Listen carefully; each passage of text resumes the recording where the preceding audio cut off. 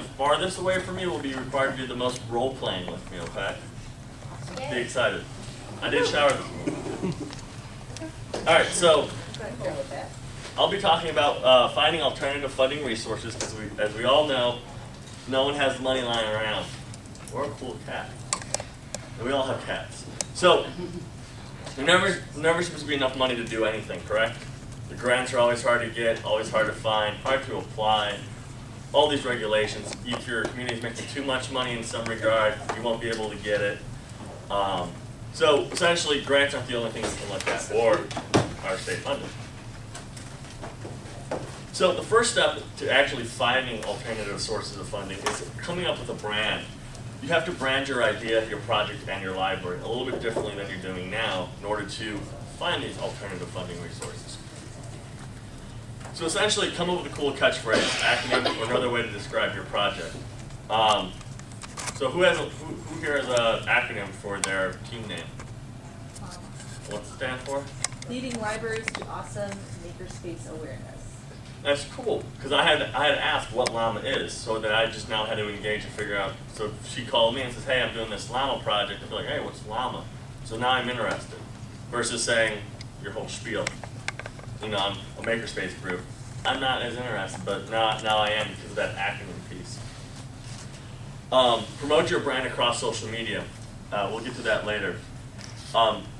Use Freebe. So when I came up with my project for the library, I give a lot of giveaways. I still have a ton of giveaways, like buttons and pins, that I use to get people interested in what's going on. So I didn't tell them what the Evolve project was. They just knew that their library was closed and there was something cool going on, and all they had was little pins with robots.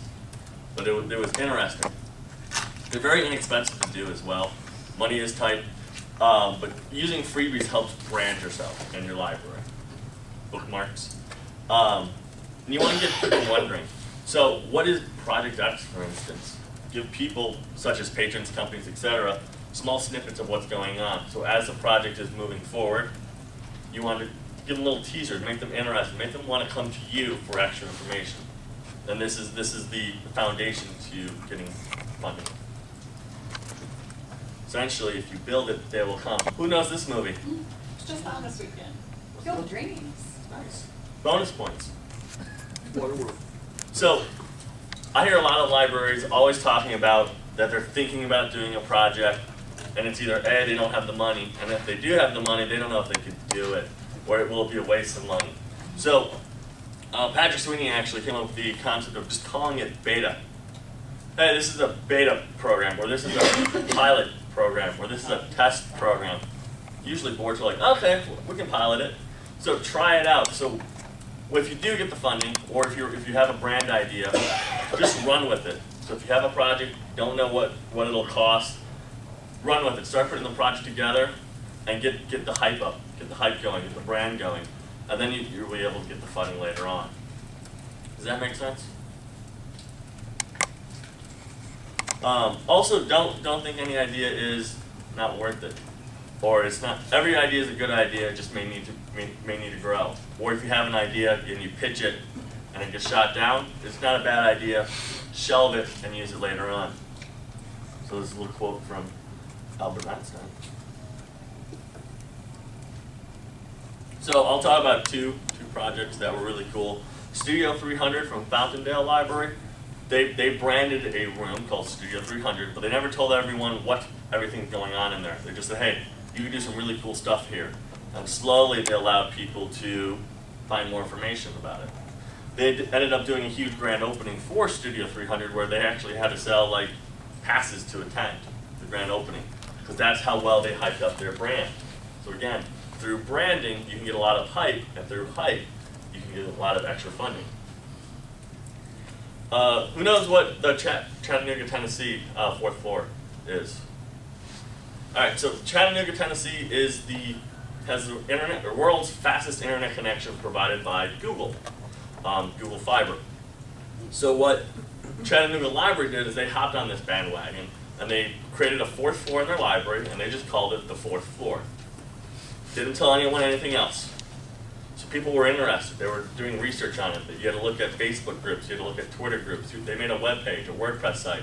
and you had to use all these different mediums to find out about the 4th floor at Chattanooga. Essentially, it's just a huge open space where they do different things. But they never tell everyone, hey, this is what the list of things we're going to do.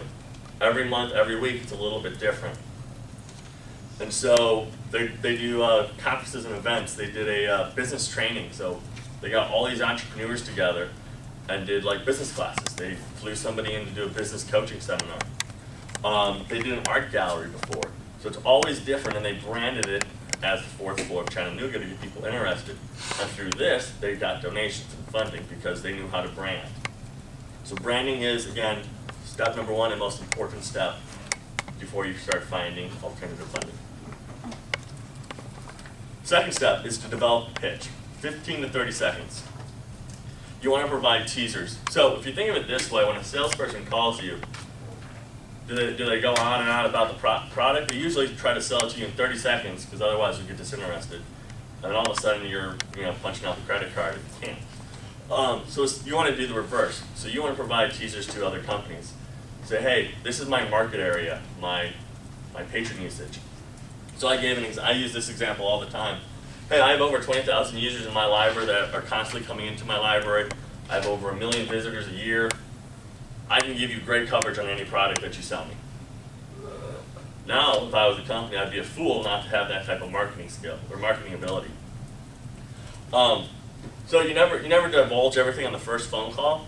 You want to do it on the second phone call. Because you want to make sure the ball's in your court. Kind of like dating, right? If you get a phone number, you don't call right away, you kind of wait a little bit. Come on. So essentially, so they do pick up, say, hey, I want to get you and a couple of your team members together, schedule a call, talk about your products. And that conference would later on be about, hey, I need money, or I need it for free, or I need it at a discounted rate. So the point is, you got their company to get people together to talk to you about your idea. Remember, it's about your idea, not their product. So again, you have the power. So keep that in mind. You're choosing them and that product, not they're choosing you to have the product. Does that make sense?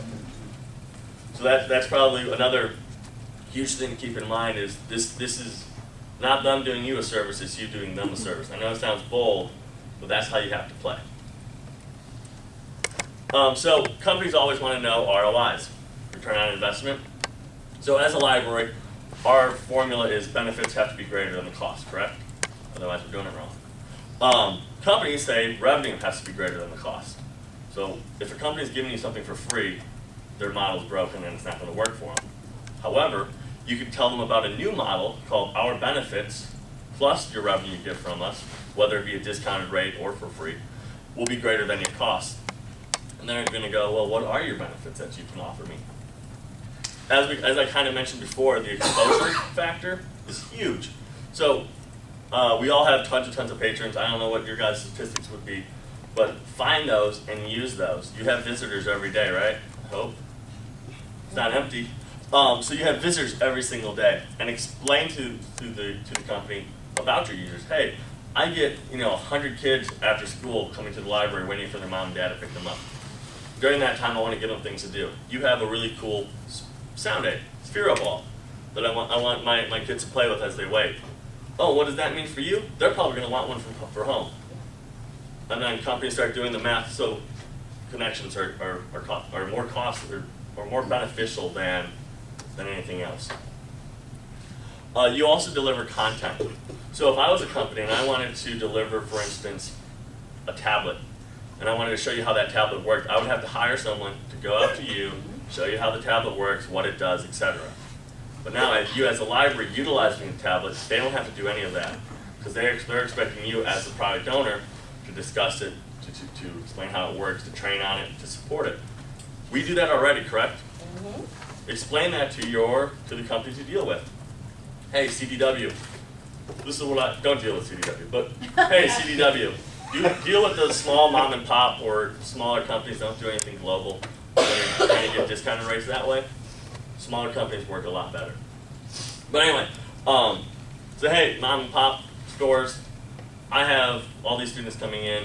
I'm doing a laptop training, or for the older generation, teaching them how to use tablets. can you help me out? Give me a few tablets or a discounted rate. Companies will say yes because they know that those senior citizens will want to buy one for home. And you explain it to them that way. Also, a lot of companies are required to do a lot of community support or charity work because it helps with taxes. It helps with taxes, that's the only reason why. But anyway, so say, hey, I can offer press releases for you. I can say, hey, Microsoft, thanks for donating, 25 some odd Microsoft Surfaces to my library. Really appreciate it. I'm going to put a press release out. My community of over XYZ amount will all read it and see it. And they may even want to be more inclined to buying your product over Apple. Feel free to use their competitor names in the conversation. Because if they're smart, they're going to go, wait a minute, you might be wanting to buy those Apple. You know what? I'll give you 50 Microsoft Surfaces. If that works, you got to tell me about it. They might give you like 3 or 4. Also, don't be afraid to work up the organizational chart. Call into a company, pitch your idea. If it doesn't work out, call the next person in the list and keep on moving yourself up or down or lateral. So can't think of the company name, but I call one account executive in a company. They manage, selling essentially. The guy says, no, we don't offer discounts. That's fine. I hung up. I called again and got a different representative. She gave me Macmo. She gave me like 20% off iPads. And all I did was talk to somebody different because her margin was different than the other guys. We all have a bottom line. And so the third step with starting to get more alternative funding through companies is build relationships. I meet all my vendors and companies. I don't even buy stuff from them anymore, but I still meet with them on a regular basis. And they're fine with that because they know that if I go back to the library, we have that connection still. And we talk about branding and pitching. So I brand them, I talk about my brand, what I want to do, and then I keep on pitching new ideas with them. We trade ideas, share ideas. My ideas aren't all my own. They're from speaking with my vendors and other companies. Hey, I have this cool idea. What do you think? You know what? We're going to develop that for you, Brian. Awesome. And so that's the best way to build relationships is actually meet people. It doesn't have to be for breakfast, lunch, or dinner. Just meet them somewhere and just chat at their office. But centering around food like I like works great. So again, call up your vendor, say, hey, I want to talk to you about kind of what you guys do, what you sell. And then you pitch your brand and you pitch your vision. So I've become really great friends with all my vendors and companies. We go to basketball games together, baseball games together. We go bar hopping. We do a lot of cool stuff. But you do have to set clear boundaries, like, hey, what we do outside of work is different than what we do inside of work. So I had one vendor that he liked to use a lot of foul language outside of the work environment. So one day he came into work, he's like, Brian, blatantly, hey man, we can joke around and stuff outside, but when we're here, you got to keep it cool. So do make sure you set those clear boundaries, but become friends with your vendors. It's really beneficial because when you ask those hard questions, like I need a bigger discount this time because my budget's tighter, like you know what? Yeah, I can work with you. So what can you ask of people? Donations of physical products. So here's my product for you. Donations of money. So I can give you $50 to buy whatever you want. And connections. And that's probably the most valuable of all because we're weighted by, like LinkedIn is based off the fact that your value is based off your connections. So in my current role, I've learned that really quickly that the more people you know, the more valuable you are. So connect with somebody. Say, hey, vendor XYZ, what other companies do you hear about doing cool things? Do you know somebody at this company? So one of my vendors, his friend works at Groupon. So now I get a really cool Groupon discounts and things like that. Discounts off of already discounts because I network that way. We all know someone, make those connections. And ask, be like, hey, who else do you know? Or, hey, I'm working on this product. Have you heard of anything similar? So make sure you communicate your needs. So you can ask patrons, local businesses. We all have small mom and pop stores in the area. Just ask them for donations from this list. Global or large companies, ask your friends in the library, unless you're not on good terms. And local colleges and schools, which is another great place to ask because you as a learning institution, as the library, we still teach people stuff. Sometimes our goals and strategies overlap. So some schools are actually working together with their own funding, with the school funding to do projects together, which is a really cool concept. Depends on your area, some places don't like that happening, but depending on your environment or your community, you can make those types of bridges. How to ask. So there's two different ways, directly and indirectly. Directly is phone conversations and face-to-face. Direct conversations work best with businesses, local businesses, and patrons. Indirectly works best with like local colleges or large global companies by reaching out to them through social media or reaching out through them on the internet or through friends of a friend through connections. It's really hard to get into a company. Like I've been trying to get connections from Sony to get free stuff. I got connections into, what's that called? Avid, the #1 producer of video and audio recording.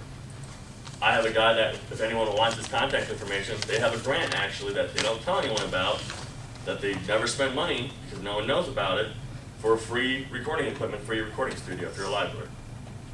All I had to do was ask the right person, and he's like, yep, we have a grant system, we meet every quarter, shoot me an email what you need and I'll tell you what we can get. And it was that easy. So where can money come from? Probably not the money tree. That's so true. So if you have one, let's connect. So crowdsource funding. So people across the world group together to fund new projects and ideas. There's two main ones that I like, Kickstarter and Indiegogo. I fund different stuff all the time on it. I'm a big supporter of it. I don't load hundreds because I'm not that rich. But some people do, and those are the people you want to connect with. But, so this is what I did a search for today on stuff that's recently been successful within libraries. The focus is terrible. But, so, Indiegogo and Kickstarter. So there was a planting project that was successfully funded, a miniature library centers that were focused all around town was funded. Doing, I don't even know what spectrometry is, whatever that word is. Sounded cool. It got funded. Excuse me. Somebody believed in libraries so much that she created her own campaign. She raised $8,000 on her own. She's not even a librarian, and she was able to get $8,000 to build stuff for libraries. So again, these things are huge if you know how to market. If you brand and pitch correctly, put it on crowdsource funding sites, and you'll do fine. Story Sailboat by Patrick Sweeney. He got his project successfully funded. With crowdsource funding, Kickstarter is the one that if you meet your goal of what you need, you'll get all the money and anything over. If you don't, all the money is returned back to people that donated. Indiegogo has that same model and a second model that you get to keep the money either way. It's just their fee is a little bit different. The Game of Books also got funded. They needed $100,000. It got funded. I didn't count how many people supported it. But that's awesome. And he had it up there for a few weeks. It got funded. It was tight. Like we were like 3 days away. 1,327 backers. Yep. Nice call. Yes, so that many people donated to this and things moved forward. Does Kickstarter or Indiegogo set the time frame for this? Or? You can set the time frame of it. Okay. Could you spell it Indiegogo again? I'm sorry. INDIEGOGO. Are you a boy? Game of Books, autoplay sound. So Nice. don't go there. Just so you know. That's not Game of Books, that's that stupid pop-up. What is Game of Books? And so the idea was that for this one, for if you donated $100, you get a cool polo, and it was a nice polo. For this one, if you donate like $25, you get like 2 or 3 cards or whatever it was. I donated, I think, 75, so I can donate to a library. So among crowdsource funding is also using social media, where you would market your brand through it, or blogs. So people would create Twitter accounts, Facebook accounts, as well as like a WordPress site because it's the easiest, and talk about their brand, their pitch, their vision, and get it as a connection point for other vendors. Most companies that are pretty well established, they hire teams to watch Twitter. Like not one person, like an office full of people watching Twitter all day long, responding to complaints, responding to good comments, because they know that if there's something bad on Twitter, everyone else is going to see it, and they're going to lose either respect or people trusting in their product. So I had a situation. I always say be positive on social media, but I had it like up to here with the company. So I said, you know what? I'm going to go tweet on your next conference that you're presenting at. I said, hey, my device isn't working anymore. It's been broken for 6 months. I got 2 new ones, cut the 2 broken ones in like 3 weeks. They shipped it right away. I got a phone call from the product manager like within hours. I was at work the same day and it got fixed. And I've been trying to do it for about 6 months. Reached out to social media, resolved. Some of the other companies I wanted free t-shirts and stuff to give away. Just tweeted, hey, doing a cool program with your guys' product, the Sphero balls, for instance. Can I get some t-shirts? Yeah, what sizes do you want? Because they know everyone's watching this conversation and they've positioned themselves as they care about libraries. And always think. So if they give you something, take a picture of it, put it on Twitter. Because if you need to ask again, they'll go, hey, they were thankful the first time, let's help them out a second time. And the social media, again, is a way to develop relationships, which is also important. Twitter. So Twitter. So again, use only positivity when communicating on Twitter. There's 140 characters, so make sure they all count. Be concise. So I gave some examples that I've used, like, wow, they got some really cool stuff. I need to get my hands on it. They'll tweet back, oh yeah, you do. And then you tweet, well, hey, my budget is XYZ, can you help me out? And they do because they want to show that they care about libraries. Or say, hey, I'm a nonprofit group. If you're not 501c3 certified, it's no big deal. Just say, because you're non-for-profit, if you put dashes in it. Or hey, would you like to see app product in your library space? That company's going to see that you're asking this question. They're going to message you and say, oh yeah, what can I help you with? Follow everyone that you tweet as well, so they can directly message you if need be. And once you build a good relationship, you can ask those hard questions. Like, hey, can you help me out on the cost at company X? If they reply back on Twitter and say no, they know that people aren't going to trust them. Facebook is a little bit different because you get a lot more, you can type a lot more. Go to the company pages. Again, be sure to like, show that you're interested. Be positive, tell your story, pitch your idea. And if you do it right, people will see that from other walks of life and say, oh, that's a great idea. You should totally support it. And then as a company is going to see all that activity around your idea, they'd be a fool not to support it. So you're going to get, that's a grumpy cat. You're going to get a lot of no's, because that's what everyone says, because everyone always asks for freebies.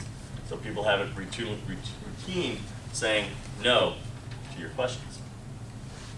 But that just means you phrased it wrong, or you asked the wrong person. Hang up, call somebody else in that organizational chart. Or schedule a call later and meet with them. I used to use a line because I played a little bit hardball. I used to, hey, how's your quarter looking?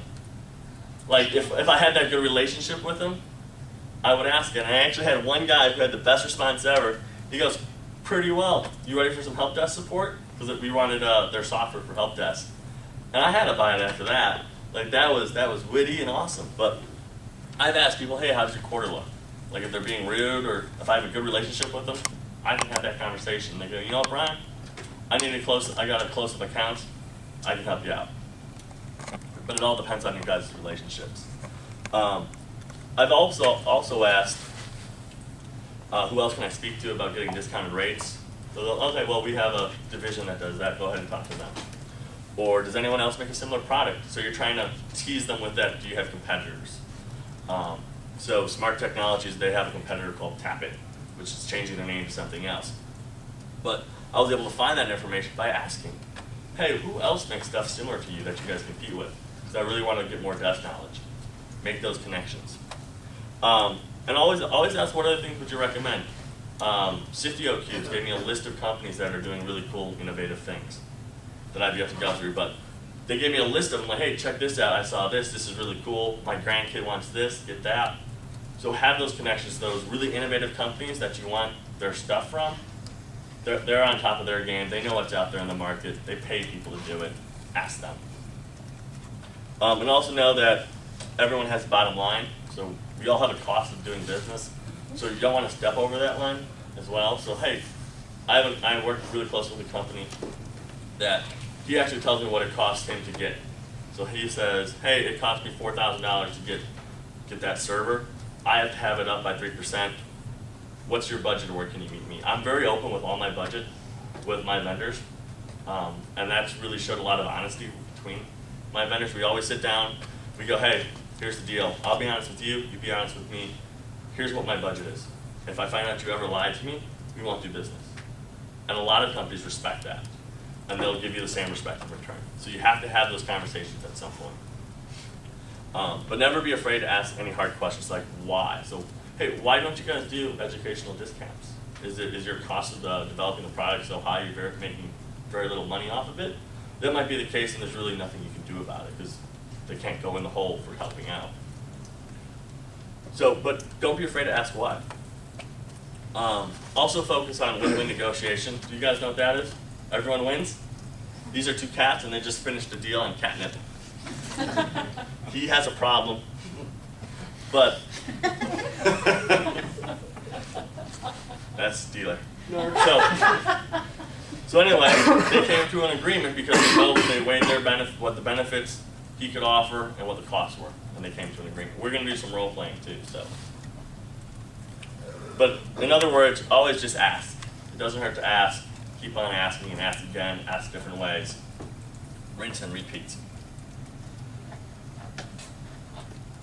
So there's other ways to save money. You can buy refurbished. So I copied this from Wikipedia, and I thought it was really cool. Wait, who was talking about copying and pasting? You were, right?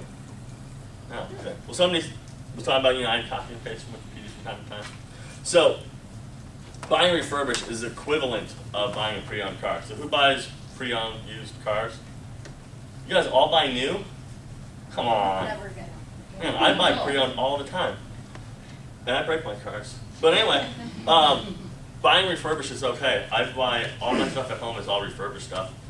It works just fine. I drop my laptop a lot. I'm very klutzy. And I bought it refurbished. I bought a refurbished iPod. It still works. And the thing's like the old-fashioned one. So again, refurbs are okay. Don't be afraid to save some money and buy a refurbished item. I also use a lot of discount websites. One Sale a Day and Loop. They do a sale a day. And essentially, one day they have something. If you want it, you got to buy it in that day. Great stuff. I got a lot of cool. I got one of them Roombas for like $200. The cat one, because I have a cat and a dog. Monoprice is another great website if you need cables and things like that. They also talk to them. If you want a discount, they'll help you out. And eBay. I buy a lot of stuff from eBay. I only buy it like new or pre-owned, but eBay has some really good deals too. You just have to search and dig. Ask companies for giveaways.